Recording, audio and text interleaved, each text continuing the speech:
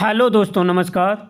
आज जो केस लेकर के आया हूँ वो डिसबडिंग का है, जिसे सींग सेकना, सींग रेधना, सींग निकालना भी बोलते हैं। जो बछिया में किया जाता है, कटरा कटिया में किया जाता है। गाय के बछड़े बछिया का उम्र जो है वो 10 से 15 दिन की आयु सही है, तथा भैंस के बछड़े बछिया को 7 से 10 दिन का उम्र का लेना चाहिए, क्योंकि तब तक सींग जो है जड़ सिर की हड्डी अस्कल से अलग होती है। सींग निकालने का जो तरीका है वो 2 तरीके से निकाला जाता है। एक बर्नेक्स, जिसे जलाकर निकाला जाता है।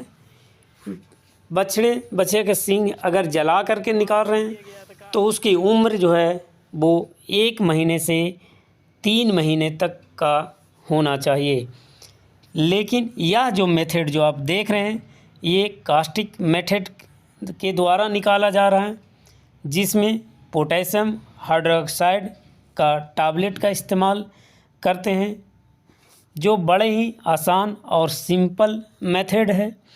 इस विधि से हर आदमी डेयरी फार्म में सींग निकाल सकता है बछिया का।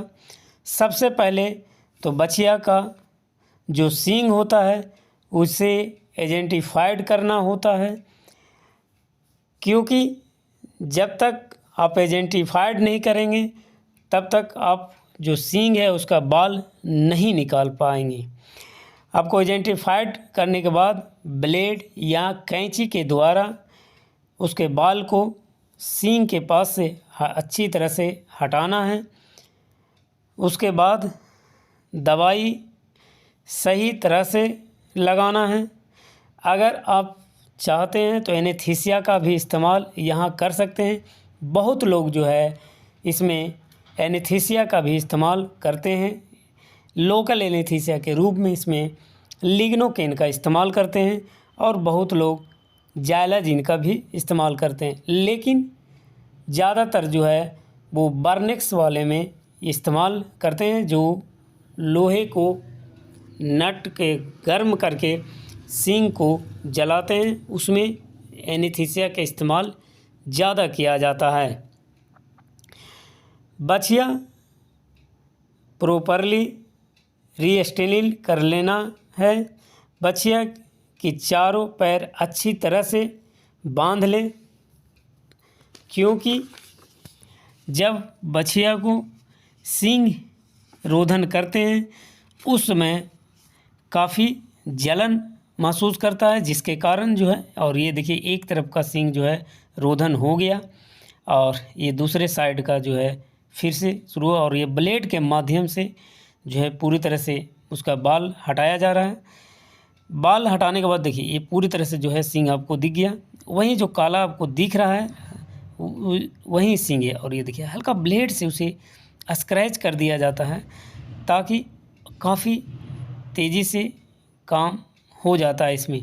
और ये देखिए पूरी तरह से वहाँ जो है बाल हटाने के बाद जो देखा, और ये जो है पोटेशियम हाइड्रोक्साइड का जो टैबलेट है वो गल गया है, जिसके कारण आर्टी फोर्सिप या फिर नीडल होल्डर में उसका बैंडेज को लगाने के बाद उसमें का जो केमिकल है वो गलने के कारण उसमें डुबा करके हल्का हल्का जिस तरह जो है घसा जा रहा है, आप इस तरह करके आप घस सकते हैं और सींग पूरी तरह से निकल जाता है।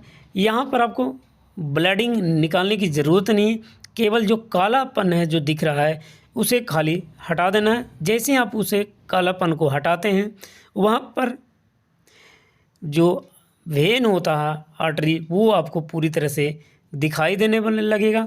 जैसे ही वेन आपको हल्का सा भी काला स्पॉट दिखा देगा तो उसे कपड़े के द्वारा उस केमिकल को, पोटेशियम हाइड्रोक्साइड को ज़रूर साफ़ कर दें, क्योंकि अगर आप साफ़ नहीं करते हैं तो वो धीरे धीरे और उसे गलाता है। ऐसा होता है कभी कभी कि बाद में ब्लीडिंग होना शुरू हो जाता है, जिससे पशुपालक काफ़ी भयभीत भी हो जाते हैं। अगर पुराने पशुपालक रहें तो वो समझदार होते हैं और उसमें तुरंत कोई ना कोई दवा का इस्तेमाल कर लेते हैं।